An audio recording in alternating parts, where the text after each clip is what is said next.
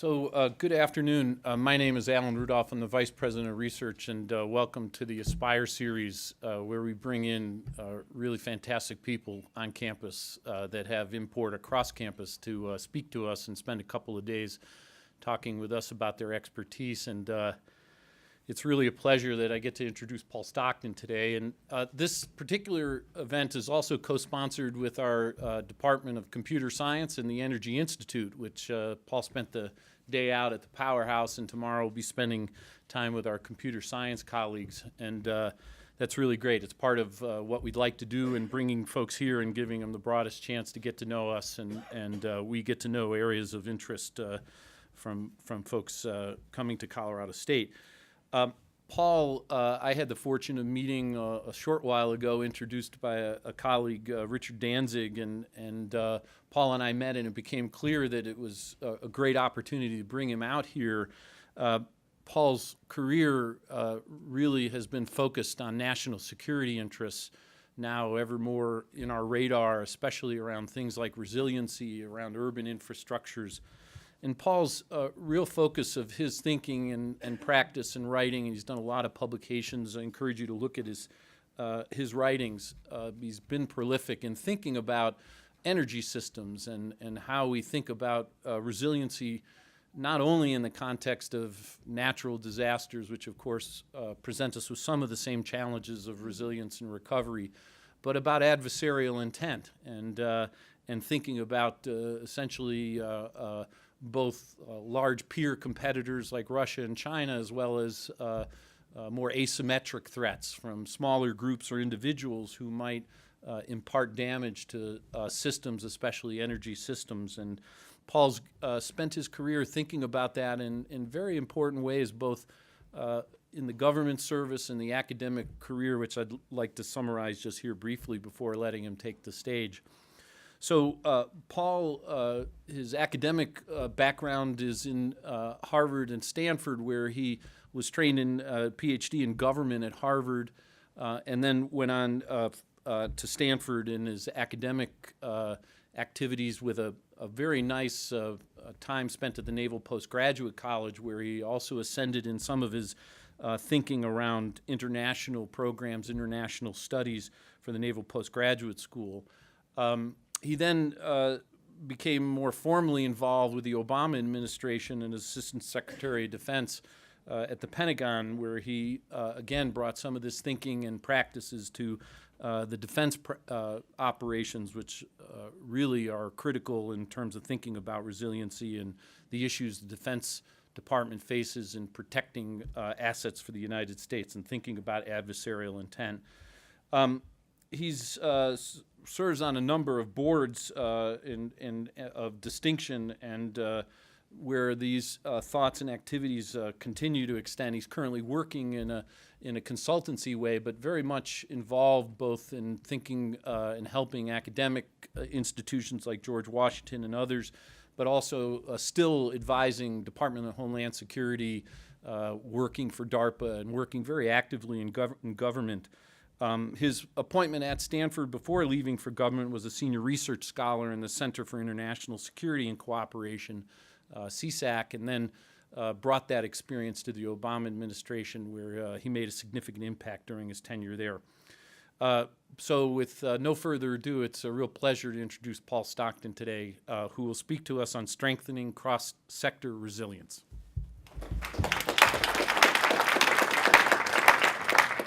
It was great. It was overly generous. Thank you, Alan, for that, and thank you for bringing me here. I heard wonderful things about this university, and I have to say, after a day with Brian and others, it's all true. There's a culture of getting things done here and collaboration and taking on difficult challenges that are meaningful that I really enjoyed seeing today, and congratulations on building that culture. It's a difficult thing to do. What I'd like to do is talk, first of all, about why I'm here, what brought me here. Then secondly, I want to talk about a specific research project I have underway that I think touches on a lot of the expertise that those of you in the room have already embarked upon in your research activities, but also mindful that we've got some graduate students here as an example of the kinds of challenges that I think are worth devoting a life to. And then I want to talk a little bit about a project that I have for next year that takes some of these issues into a new and very different realm. So it's a sort of a brain stretcher. I'd ask that you interrupt me at any time. I love that. If you have a question or a comment partway through, that's great. It's all good. Otherwise, you're welcome to wait until the end if you prefer. So we're talking about what brought me here. It was Sandy. It was Superstorm Sandy that struck the New York area, as you recall, in 2012. At the time, as Alan suggested, I was the Assistant Secretary of Defense for Homeland Defense. And that is when really bad things happened to the United States. Then it was my job to take care of it. That's essentially Homeland Defense. And during Sandy, I thought we were pretty well ready for Sandy. I'd been working for a long time. And Governor, you'll remember this, building unity of effort with Northern Command, trying to get ready to respond to natural disasters, bring the military in, if requested by governors, in order to provide some assistance. So I thought we were in pretty good shape. Storm took place over the weekend, and Monday, President Obama called us in for a cabinet meeting for Sandy. And I was the plus one. Secretary Panetta, Secretary of Defense at the time, could only take one person, and so he brought me because I was his principal advisor for this stuff. And the president turned to Secretary Panetta and he said, Leon, the #1 job for the Department of Defense, in addition to helping save and sustain lives, the #1 job is to get the power turned back on in Lower Manhattan so Wall Street can function. And I'll tell you, folks, I made myself real small. I kind of went like this. I was hiding behind Secretary Panetta because I was living in fear. He was going to ask me, okay, Paul, where's the plan?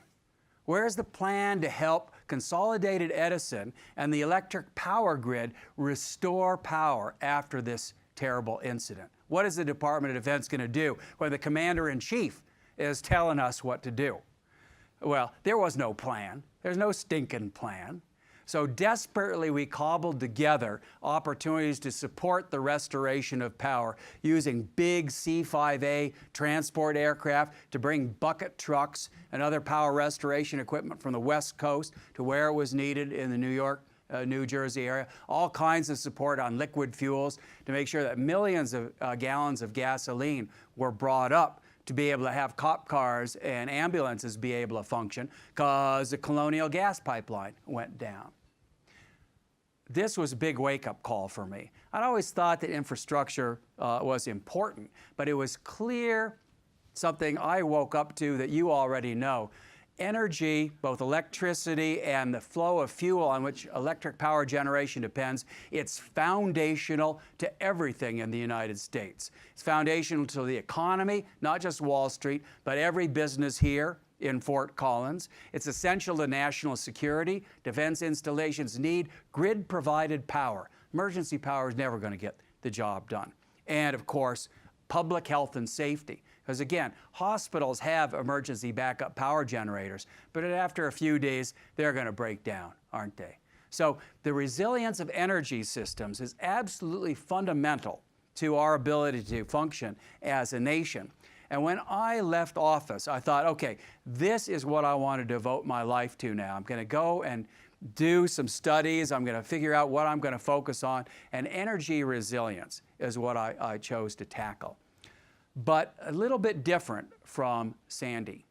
A little bit different. Sandy was a natural hazard. You could watch the storm track coming up. Everybody could get ready for it. Sandy was not an intelligent, adaptive adversary. Sandy was not figuring out where the hurricane could strike to inflict the most damage on U.S. national security. Sandy, in some ways, was very easy compared to the emerging threat, as Alan said, from Russia, China, and other potential attackers of energy systems. And why would they attack our energy systems?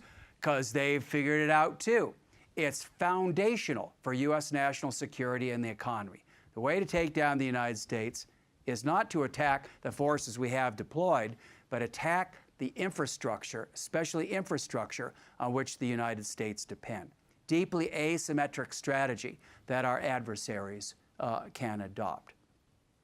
So with that as an introduction for how I got here and why I care about what I care about, I want to talk about a research project that I have underway right now for the Applied Physics Laboratory of Johns Hopkins University. But first, we've got our first question. Thank you, sir. Yeah, well, obviously the responsibility for responding to Sandy was in the president. He called the cabinet meeting. But how do you sort out which agency underneath there should have prepared that emergency plan and put that together? Well, above all, the owners and operators of the power grid are responsible for their own resilience. So their own investments in order to make sure that they're hardened against storm effects as well as restoring power. But occasionally they're going to need help, right? And again, going back to lessons learned from Sandy, one of the things that made power restoration possible in Sandy is that folks who owned utilities in California, right, Pacific Gas and Electric, for example, they knew that they weren't in the storm track, so they could send their bucket trucks to New York and New Jersey. A cyber attack could hit anybody, anywhere in the United States. So if you're the CEO of Pacific Gas and Electric, are you going to give up your scarce cyber response assets, send them to New York because New York got hit first? It's an example of why these challenges are so different. But to get back to your question, the Department of Energy is the lead federal agency for supporting the power industry for restoration of power, not the Department of Defense. And so I thought it was pretty cool for me to be sitting back, you know, not worrying too much about power restoration, because it's somebody else's job. But I'll tell you, when the President of the United States turns to your boss and says, this is your #1 job, and you're the guy who's supposed to have the plan, changes your attitude.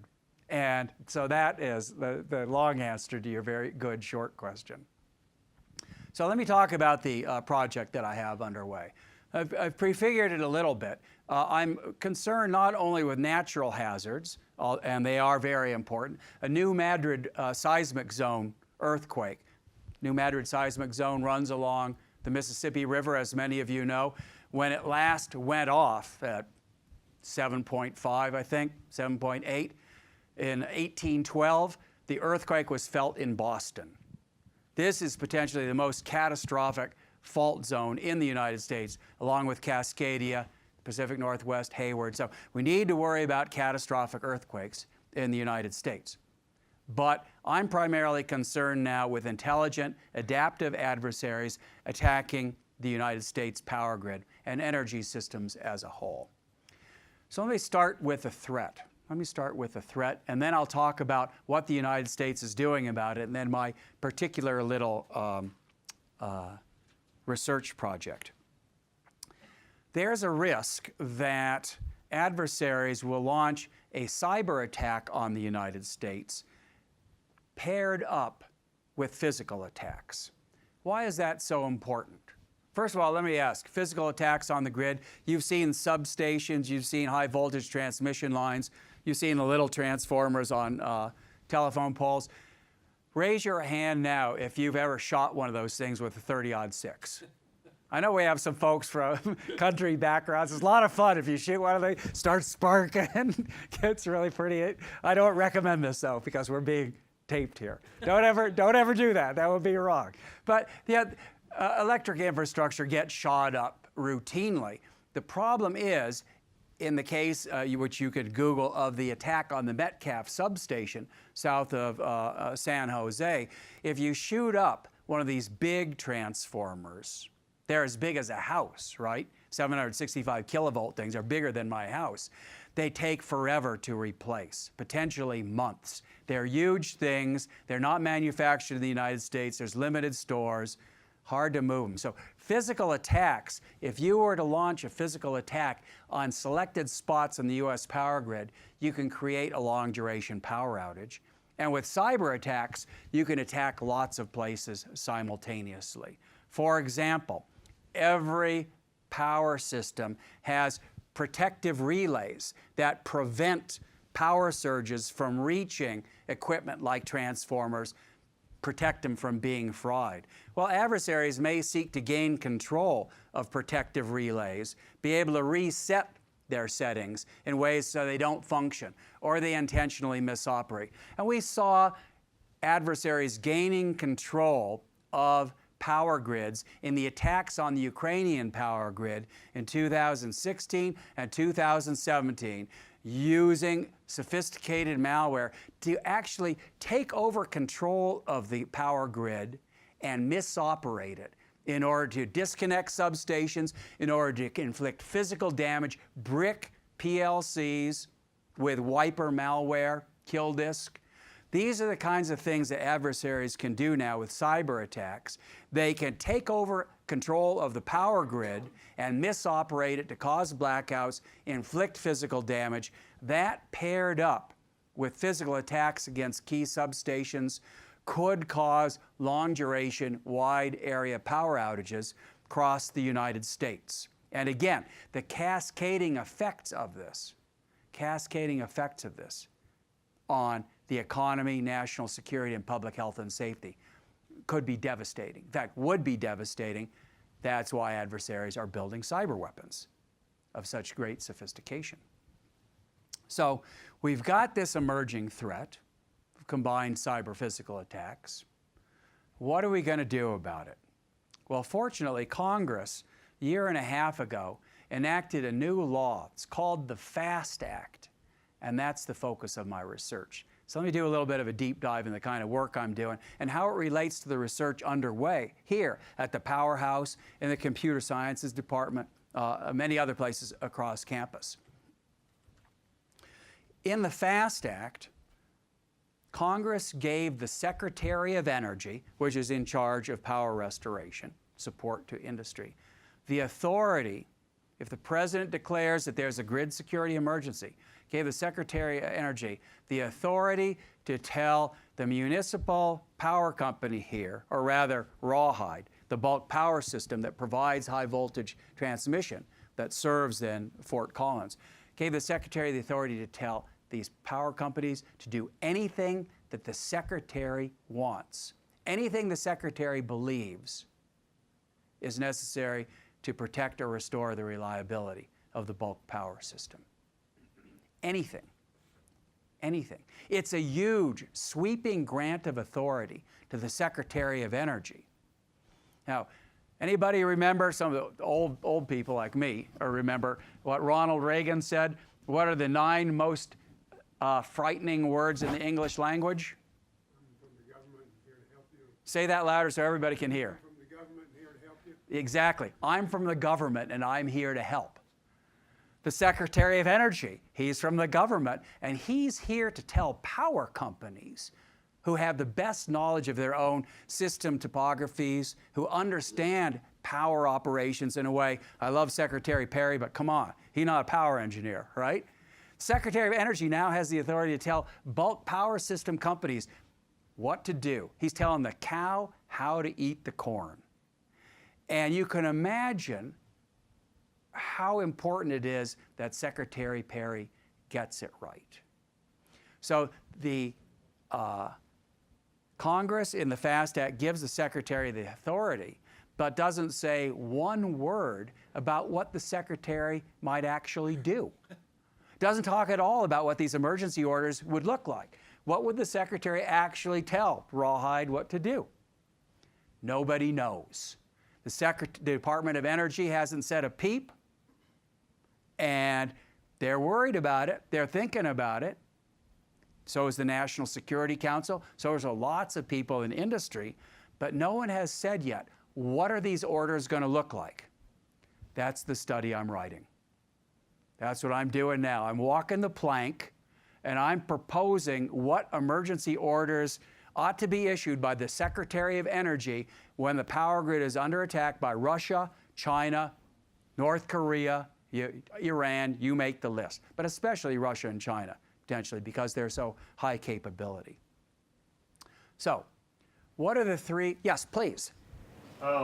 So with all the leaks that came out within the past few years, specifically with CIA leaks and NSA leaks of all the different exploits that they developed through the organization, What can the Department of Homeland Security do to help maybe ease that or prevent it, or at least to say, hey, maybe don't make exploits and not tell the chip manufacturers about those? Well, I think that for me, especially for zero-day exploits that are collected and sometimes not always shared for reasons that you can understand, I don't worry about that too much. I worry about not zero-day exploits, but all the ways through spear phishing and watering holes that adversaries can harvest credentials for those who operate the grid and use that to get in and establish persistent presence on the grid. That does not require zero-day exploits. It's a challenge for us, all of us, to get away from thinking about perimeter defense, that will keep the bad guys out of our networks. Folks, the bad guys are in our networks now. They've established persistent presence. Get over it. And so what do we do? What do emergency orders look like in order to regain control of the power grid when adversaries already have advanced persistent threats, APTs, embedded? We could talk about zero-day exploits, though, later. I've got a Stanford Law Review article out on that. I'd be happy to share it with you. You grab me afterwards. Yes? You know, it would be really nice for me if you would introduce yourselves. Great. So in the recommendations you write, actually taking cost into account. Yes. And are you also considering who is going to cover that cost? Yes, I am, and I'll get to that in a minute, okay? Because the FAST Act has some very interesting provisions. If I forget to talk about it, you harass me until I do, okay? So, what should the Secretary of Energy order the power companies to do? The number one thing I think we ought to be ready for is what's called conservative operations. Now, when Sandy started approaching the eastern coast of the United States, everybody knew it. So the big power companies said, okay, we're going to do some things. First of all, we all have emergency alternate control centers, right? Backup control centers in case the primary one goes down. We're going to send people, we're going to staff those up. We're going to go to maximum generation. That is, we're going to pay for generation to be ready to roll, to spin up, because we know we might lose some generation assets. We want that extra reserve. All the things that you would imagine you'd do in order to make sure that your substations were manned, in case communications went down, in case something bad happened. These are conservative operations that already exist against natural hazards. I think we ought to start building out FAST Act orders that look like emergency measures for conservative operations, but are tailored to cyber attacks. So I'm going to turn it over to you now. We've got a lot of smart people here. Okay, what kinds of things would you want power companies to do if there were an elevated risk of a cyber attack? Let's say there's some really bad thing happen in the South China Sea or the Baltics. We think there's elevated risk that we'll actually have a cyber war. What would you order, if you were Secretary Perry, what would you order power companies to do if you're worried about a cyber attack? Yes, please. I guess, well, I'll introduce myself. Hossein Mahmoud. I am with Civil Engineering Department and also with the Center of Excellence for Community Resilience here at CSU. So I guess it depends on what is the resilience metric that your community views as the most important metric for you. For example, that might be the restoration of the hospitals first. So you might then start to organize orders to restore power to certain spots. Let me interrupt you. Sure. Power hasn't gone out yet. We haven't lost power yet. We're worried that we might. So what kinds of things, if you thought there would be a cyber attack, would you be doing? Redundant systems? Yeah, okay. You'd want to make sure that your redundant systems were ready to go. For example, every power company has a gold copy of its operating system, right? Hidden away under lock and key, right? So if bad guys come in, they wipe what you need in order to be able to operate. You need to be start your operations again. You got gold copy of your operating system, your energy management system, everything that you need. So you get ready to install that. You have the workers at their workstations. That's good. What else would you want to do? Yes? So the power you have my. Yes.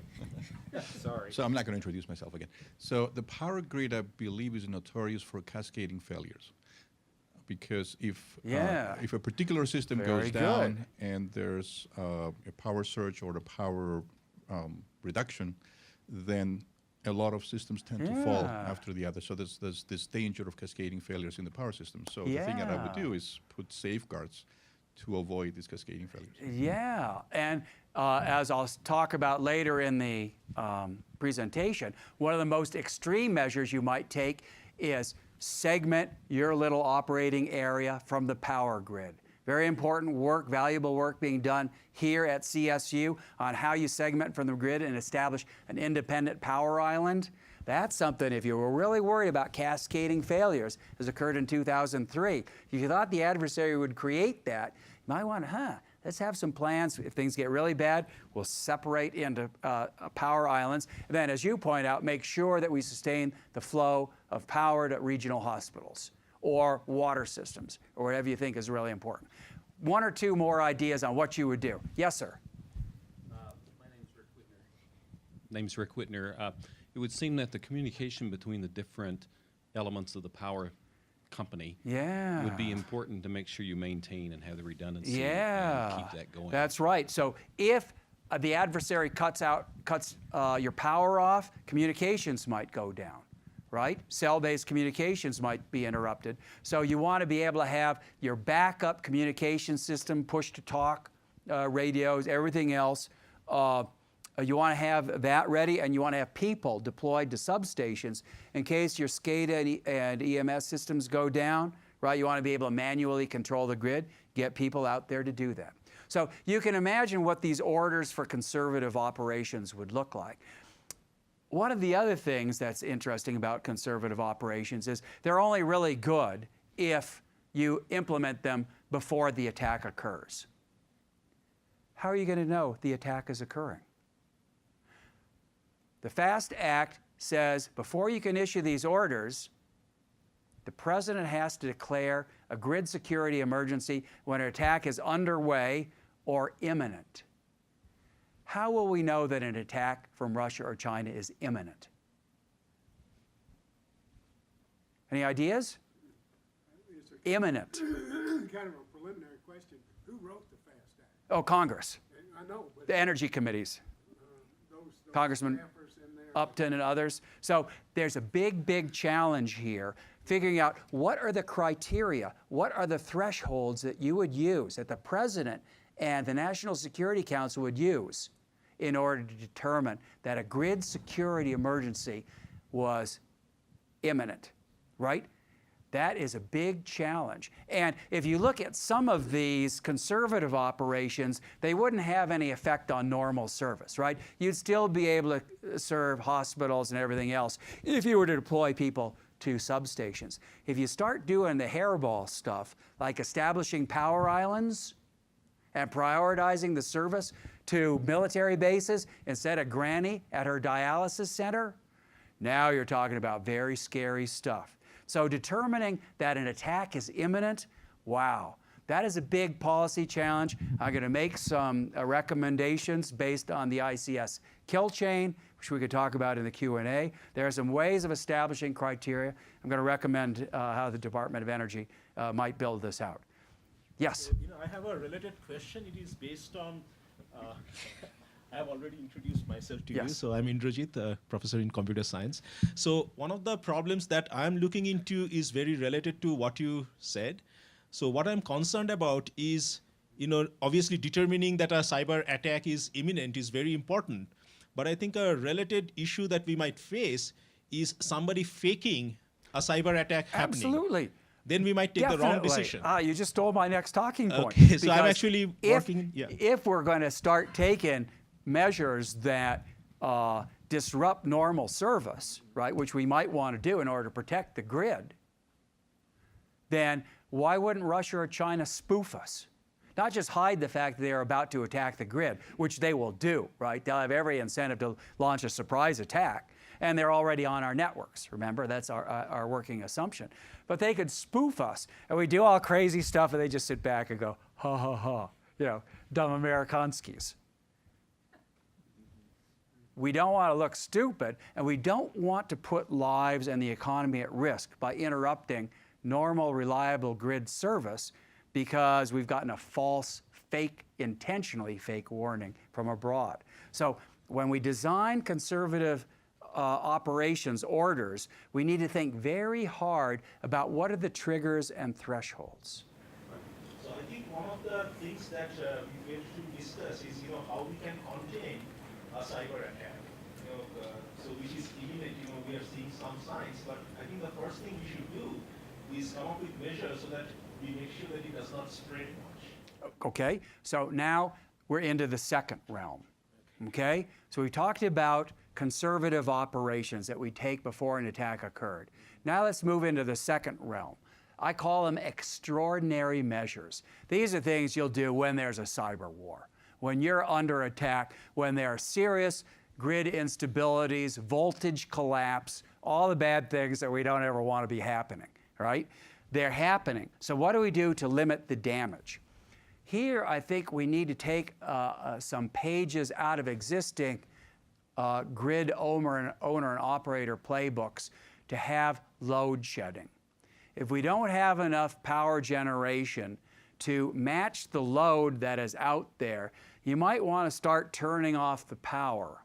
And not just on a basis of rotating blackouts. The other ways that we traditionally manage shortages of power against natural hazards, the adversary is attacking to achieve political purposes, to disrupt the economy, national security, and public health and safety. We ought to consider pre-planning to prioritize load shedding so we keep the power going to Carson Air Force Base or all the other installations in Colorado that are really important to national security. Space Command. We really want to keep Space Command up and running, right? Maybe Northern Command. There's some really important stuff here. Let's prioritize the flow of power to these critical facilities and functions. And you know what? Let's be bold and say we're not going to be serving dialysis centers. We're not going to be serving residential customers because they're less important to national security. Now, this is enormously controversial and difficult to do. It's obviously difficult to do from an operational perspective. You need to know which feeders are actually serving particular loads. You need to be able to reliably get the power there in case particular substations are taken down, so you can reroute power. Big technical challenges, but the real challenges lie elsewhere. What are some of the problems that you would have in building and implementing extraordinary measures? Yes, sir. Nicholas, I'm an intern at the Energy Center. I guess which I haven't heard about yet is how do you address the people whose power is getting cut? Yeah, good question. Now, we have very detailed plans in place and mechanisms for speaking to the American people, for power companies and governors to get on the same page and tell the American people, tell customers, okay, here's the ETR, here's the estimated time for restoration, here's what you can expect. Sorry, your power's gonna be out for a while. You can hate on us, we're very sorry, but here's what to expect. What do you tell somebody whose power you've intentionally cut off because you want to keep the lights on at a military base? And what do you tell somebody when it's not a hurricane, but it's an adversary potentially seeking to incite panic and cause public disorder? Because that, again, puts the president in a tough box down in the Situation Room. The public messaging that's going to be required to even plan for these, because of course the plans will get out, right? Everything gets out. To plan for and then to execute. What do you tell the American people when the nation is under attack about how you're conducting extraordinary operations? This is a strategic challenge. Brian, I would say this is a challenge for power resilience in a way that we haven't addressed in the United States yet. And it's part and parcel of the technical stuff that we've got to be able to do. So absolutely, the strategic messaging, very, very important. What else? Who raised the financial question? Yeah, geez, all of a sudden, where's the revenue coming from, right? We just cut off all our customers. They're not going to be paying money, right? So how do you not only pay for the resilience investments necessary to have the infrastructure to implement prioritized load shedding, in case you need to build some, but how does the power market function? How do businesses stay in business and avoid immediate bankruptcy when they're conducting these extraordinary measures? We need to pre-plan for this. Now, fortunately, the FAST Act has a provision. Congress did a great thing. Congress said, if you're a power company that is complying with an emergency order, we'll make sure that Uncle Sam covers your costs of doing so. And incidentally, we'll give you environmental waivers in case you're running your dirty generators and creating emissions beyond what you're allowed. You'll be indemnified. We won't prosecute you for that. So this is really important. It's part of the solution, but still, extraordinary measures. And there's some other things that could fall in this basket. Gives you a feel for what we would do in extremis. You'd never want to do this stuff, but prudent planning, well, maybe you need to do it. So have those costs been estimated? What is the cost? Do we know? No one's taken a look at this, and there are some people who say we shouldn't worry about this stuff. So we'll leave it to the lawyers. Right? When the emergency order comes out, if it comes out, well, then we'll get the lawyers in the room and start talking about things. Well, that's crazy. I mean, with all respect to the lawyers either in the room or spouses of lawyers, geez, the last thing you want is arguments about the legality of orders and indemnification when Russia or China is attacking the power grid. You need to take those issues off the table now in peacetime. Pre-plan for these orders before they are issued. Let's now go on to the next category, and again, one where there's special expertise at CSU, and that is power islanding. Now, in theory, especially with the rise of distributed generation, you can imagine how if you had a military base out in the middle of nowhere or right in town, you might be able to figure out, instead of having this get power from the great big interconnect, right? The Eastern Interconnect in our case here, will cut off connections to the broader power grid. If there are power fluctuations, voltage collapse, they can't reach us because we're going to segment ourselves from the power grid. And we're going to plan in advance to make sure that there's sufficient power generation to meet the critical loads within the island. And we're going to have the people who can do the balancing of load and generation manage all the difficult things that would have to be done in order to maintain the reliable flow of power to the most critical loads inside that power island. I call this strategic island. You'd plan for it in advance, you'd practice it, obviously not real time because a lot of people would lose power if you actually implement this. But strategic islanding, I think, is a long-term potential solution for designing the grid. The work that's been done, the powerhouse in support of Denmark, other work that's being done to think about how you would disaggregate the grid, segment the grid, maybe create an architecture ultimately for the U.S. power grid that's inherently defensible, as opposed to what we have today. That's the long-term goal. And I'm interested in dividing up the grid into sections with HV-DC ties between them, all the solutions you can imagine. Because here's the bottom line.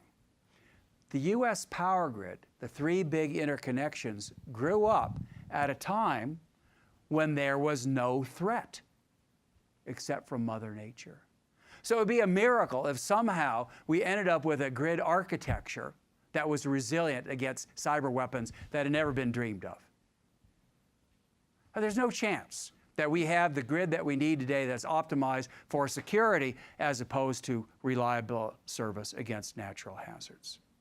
So I think we need to start taking a deep breath and think about what would a grid architecture look like in the United States that is inherently more resilient and begin thinking long term. The three options I gave you for implementing the FAST Act and developing FAST Act orders, emergency orders, before the adversary strikes, we need to be doing that yesterday. And I'm working as hard as I can to get this publication out. But in addition, we need people like you, especially the students, begin thinking about what would a different grid architecture do that takes advantage of the good things about renewables and avoids the bad things about renewables, potentially new attack surfaces, all the other kinds of things that are out there, right? How do we build towards something that's not just better for the environment, which I love, but inherently survivable in a way our current system can't be? So I've been talking about the report that I'm writing right now, most of the way through it. Hope to have it out soon, and I'll send it to you as soon as it's published. But I want to give you a heads up on the project I'm doing next year. I have a few things underway, but this is the one I want to talk about today. To give you an example of what the big picture I think ought to look like for the research agenda for the students here at CSU. I said before that part of the big challenges, and thank you for raising it, is what do you say to the American people when the nation's under attack? If you're going to do prioritized load shedding, everything else. But we're not going to be the only ones talking to the American people. Russia's going to be helping, or China, or whoever it is. I'm not talking about Russian interference in the US election, right? That's over here. I'm talking about using social media and then regular media, which picks up on social media, to conduct information warfare against the United States in conjunction with cyber attacks. Sure, they'll attack us technically, but if what you really want to do is achieve political leverage over the President of the United States and really turn the United States into an unmanageable situation in terms of public order, you'll use Facebook, right? You will use Twitter, you'll use Snapchat, use everything you can to put out false reports that Bhopal is happening at the chemical facility that's down the street. It's not happening, but geez, if you're a power restoration worker, you want to go in there? When you're seeing these reports, when there's fake media, that all kinds of things are happening, riots, etc., we need to assume that in conjunction with cyber warfare, adversaries will conduct information warfare against the United States. What's the role of Facebook in fighting defense against information warfare? Who's in charge of this for the United States government? What kind of plans would we develop? Everybody here in favor of creating a ministry of truth? Raise your hand. No, that's crazy. We don't want that. Go read your Orwell if you have any questions. We don't want a ministry of truth. What do we want? What would the concept of operations be for playing defense in information warfare? How would we build the kind of federal, state, local unity of effort on messaging? Because governors, obviously, are, under our Constitution, they're in the lead for the public health and safety of their citizens, not the President of the United States. Right? That's the Constitution. So how do we, in the federal system where communications are owned by the private sector, how do we prepare to wage information warfare? That is my next research project, and I'd love to come back and tell you about that when I've made a little progress. Meanwhile, I'd like to open it up to questions and comments. I've saved plenty of time because I know some of you didn't want to interrupt me, but you're welcome to now raise your thoughts and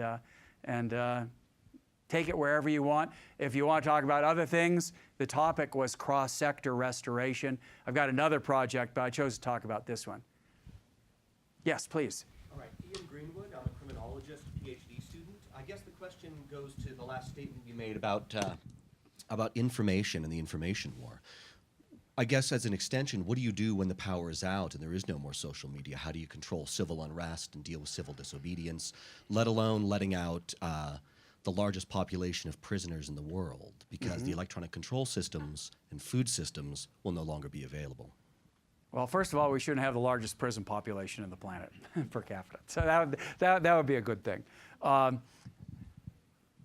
We need to start understanding the problem set, and then building actual plans, and then exercising them, knowing that law enforcement is going to be in the lead, and everything should be in support of law enforcement. Last thing you want is soldiers in the lead for this.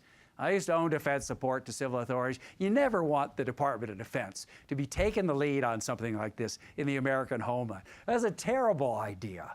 All right? DOD maybe is in support. We need civilians, and we need state and local law enforcement playing leadership roles in this. But as you point out, if electricity goes away, how are you going to sustain communications?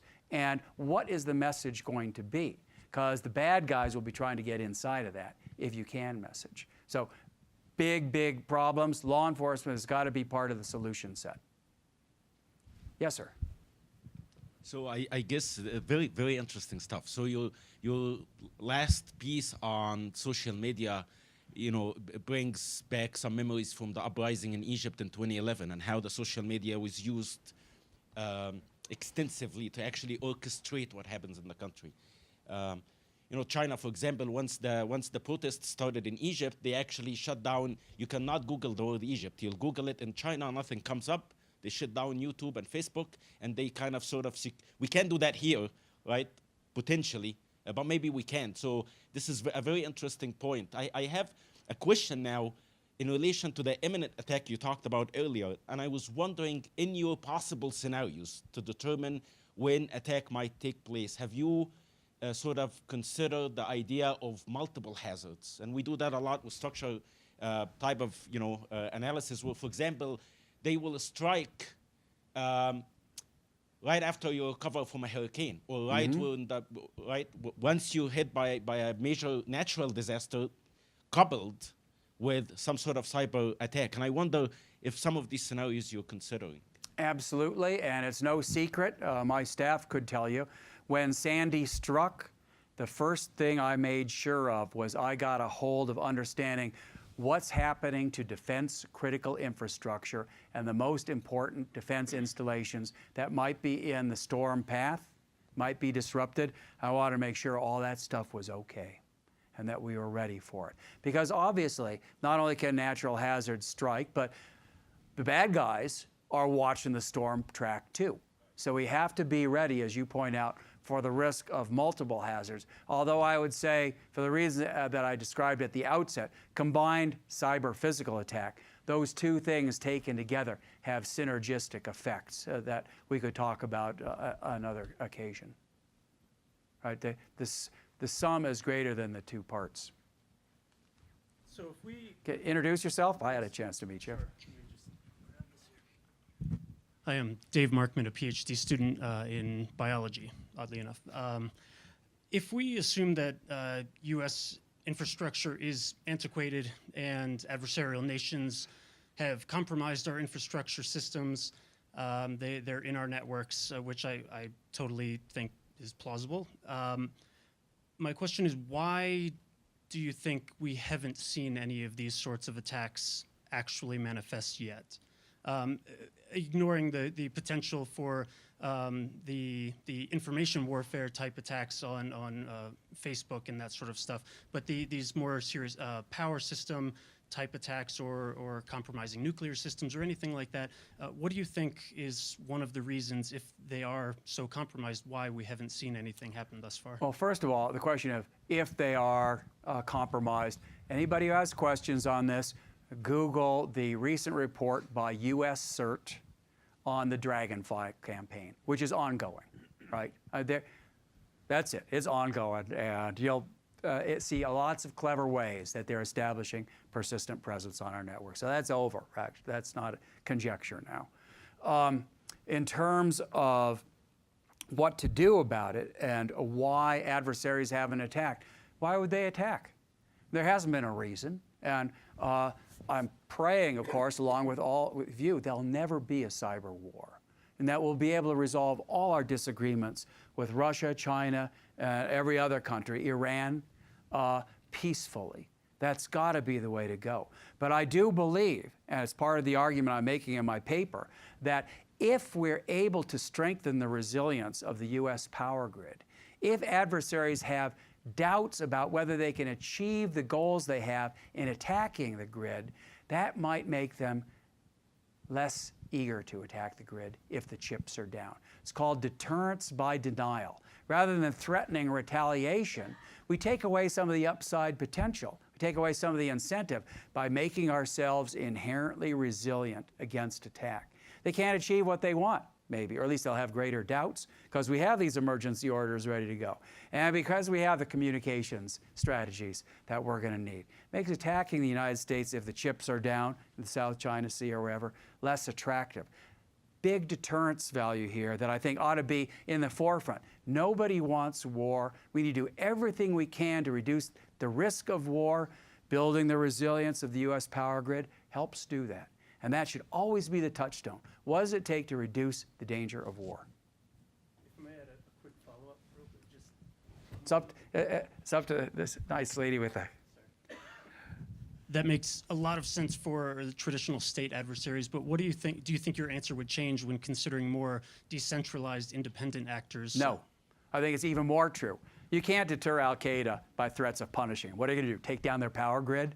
They don't care, right? They don't care. But if you make it so that they can't do significant damage to our power grid because of all the things we've been talking about today, now you're talking.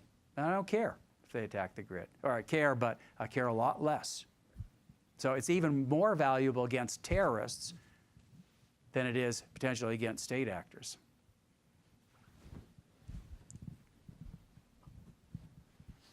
This is kind of related to the follow-on question that you just had, but does your study make a distinction, and maybe you just answered it, but does it make a distinction between those who are just trying to wreak terror versus someone who is trying to make a catastrophic death blow? Because I can't picture someone like Russia or China going for it unless they think they can finish the job.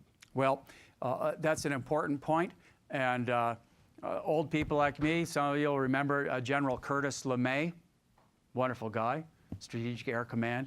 When thinking about nuclear threats and whether we ought to worry about lesser threats as opposed to all-out nuclear war with the Soviet Union, he said something which I believe: if you can take care of the cats, you can take care of the kittens.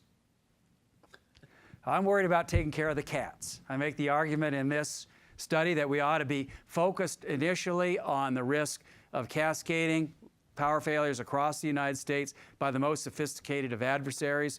And then, if we can handle that, we take care of the kittens. I don't know if that's true, but this study is already too long, so I'm saying it. Paul, the issues you talked about in communicating to the public in times of emergency, how unique are they to energy as opposed to, infectious disease threats where quarantine, for example? I mean, is there commonality between threats which will require more control of the public and how we do that? Is there commonality to tackling some of the same asymmetries of low risk, high impact, high risk, low frequency types of events like bio threats and yes. things like that? Great point, and Richard Danzig has encouraged me to look at that. So there was a public communications plan. There is a public communications plan if there's an anthrax attack on the United States. There's only enough CPRO to go around initially, and the points of distribution are potentially going to be interesting places with lots of folks wanting to get that stuff. So how do you communicate with the public to make sure that you can maintain public order as the prophylaxis is distributed? There's a lot to be learned from those plans, a lot of commonality. We're not exactly starting from scratch. What's new is use of Facebook by the Internet Research Agency in St. Petersburg. Google that, right? Those folks they're really good, and they're out to get us. Look it up, the Internet Research Agency. Yes? Hi. Oh, I got the mic. Oh, I'm sorry. Yes, ma'am. My name is Janice. I'm a community organizer for the Transition Fort Collins movement. And we work on issues around community resilience and emergency planning. And there are all these we have a Larimer County emergency plan that's coming on board to train people on how to deal with various disruptions. And this is one. Good. So how can you imagine that we could take these local agencies and step up their game to address some of the issues that you're talking Well, about? that's a wonderful question. And it gets me back to the topic I promised to write about, to speak about today, but I blew off because I want to talk about my current research. The number one thing I would urge you to do is get on top of the water situation.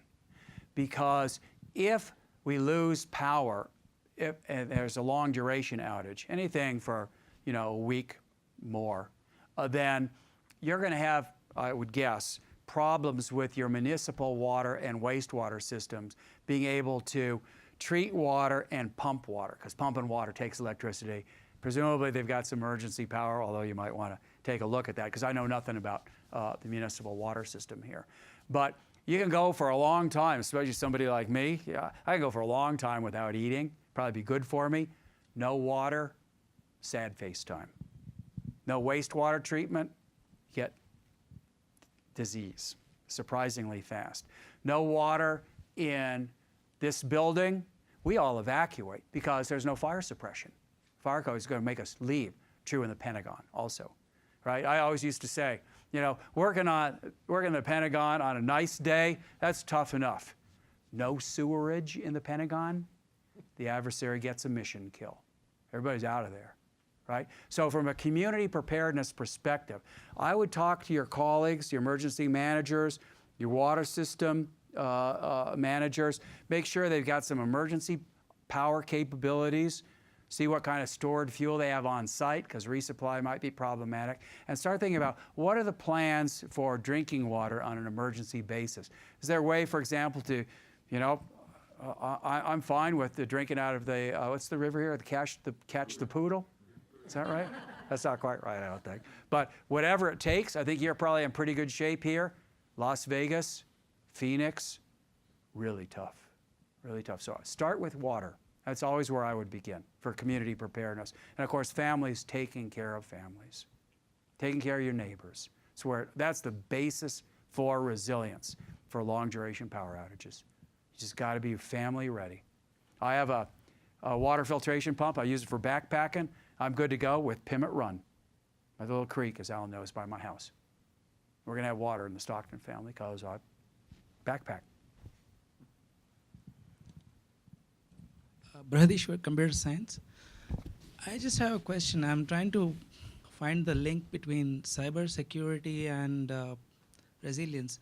It seems to me that if your network, if your power grid has cascading failures, it doesn't really matter who's going to cause it. I mean, the cause can be misconfigurations or somebody just shooting up something, and it doesn't really matter. So how does how do you really know whether it's due to somebody from outside or somebody from inside, or it's like, and what are the implications? I mean, I'm not finding the link between security and... Let me give you a prime example, since you're in computer science. So advanced persistent threats, malware that exists on especially operation technology networks that control the power grid, there's a risk that these attacks, once they were initiated, unless you scrub that malware and eradicate it from your networks, it will automatically reattack based either on conditions of the grid or on timing. So this is a computer science problem of being able to find that malware and eradicate it in a way that doesn't look at all like rebuilding power lines after Superstorm Sandy. Cyber threats have very special response and resilience requirements. I mentioned one, cyber mutual assistance.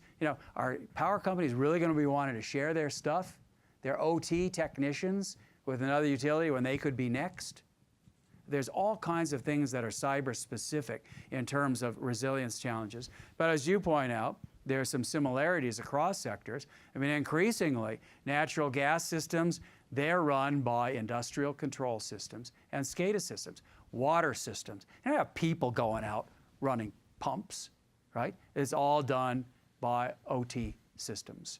So there's a lot of cross-sector vulnerabilities also to E1 and EMP. We can talk about that in another event. This goes back to your 2013 article, Curbing the Market for Cyber Weapons. You made a number of predictions. And it goes back to the comment that I think someone back there made. Yeah, a number of predictions about the National Defense Authorization Act and things that could be done. Yes. In December, President Trump signed a $700 billion military spending budget, and it included a number, like about 15 or 20, of the things that you directly kind of keyed on in your article. Given that that was 4 years ago, is that enough today? Well, first of all, I doubt that President Trump has read my Yale Law Review article.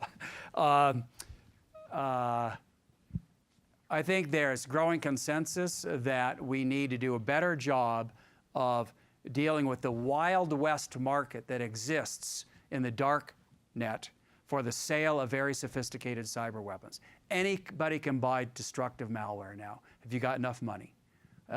We need to take down the functioning of the market for cyber weapons and begin to go after this with the Wassenaar Agreement. All kinds of opportunities have not been pursued because folks don't like the consequences of disrupting this free communication. I'm ready to take the step on the dark web of starting to take some measures that help secure the United States. I'm not real keen on terrorists being able to buy and sell cyber weapons. I don't like that. I'm willing to do something about it. We've got time for one more, maybe? This might be a little bit of an undercited question, but I still believe it's a small step in the right direction. But there's been numerous states that have had issues with private organizations or whatever having things like the Amendment 2 in Florida, where they're basically trying to eliminate individuals' ability to have solar installed or other renewable sources for their own properties. And that's even happened in Colorado, of all places, as well. So is there anything that is being done from Department of Homeland Security or DOE that is kind of targeting that kind of effort in order to make it a more secure infrastructure?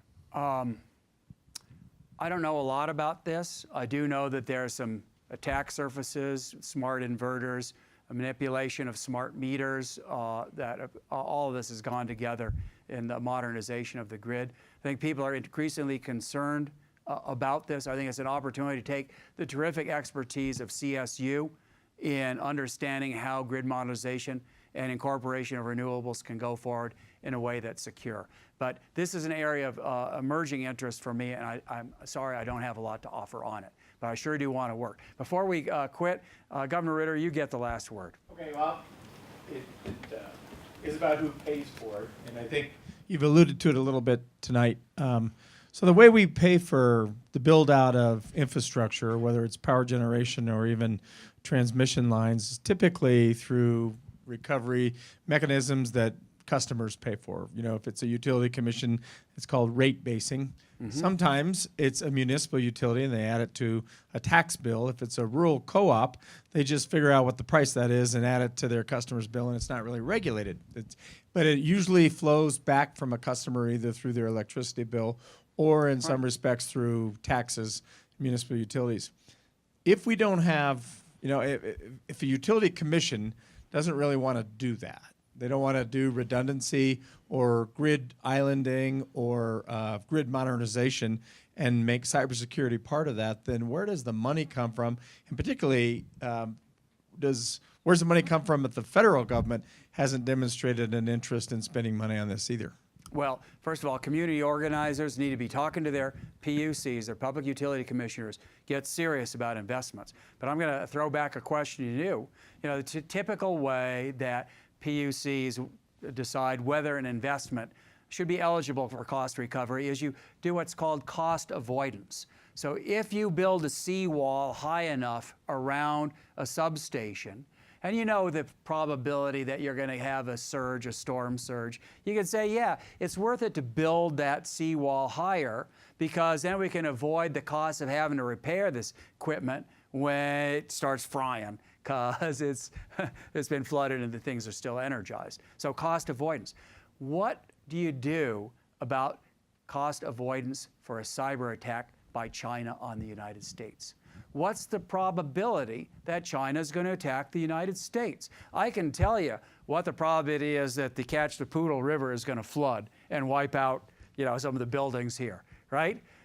You cannot, on a probabilistic basis, even using Monte Carlo analysis, tell me scientifically whether Kim Jong-un is going to get up on the wrong side of the bed and launch an EMP attack against the United States. So we have huge problems in the criteria that we should establish for cost recovery. I look forward to discussing with you and others what would be appropriate at the state level that doesn't waste taxpayers' money, especially for water. Water is a basic human right. We can't make water too expensive, but water systems potentially are going to be under cyber attack. So who pays? I think that's right. This is all exacerbated by the fact that the utility business model is under some change and transition because the 20th century one doesn't work. And so in the course of doing, I think, modernization of the utility business model, there are places like New York that are thinking about this, but that's one of 50 states. And so it is a really important conversation to have at the state level.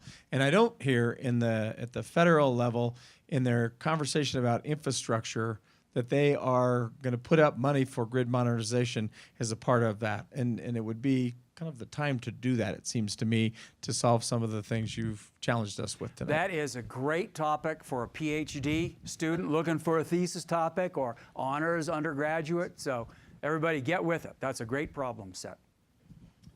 Well, in that, won't you join me in thanking Paul for a wonderful conversation. Thanks to all of you. Thanks, everybody. There's a little bit more food if you want to on your way out, but thanks for coming out tonight. Appreciate it.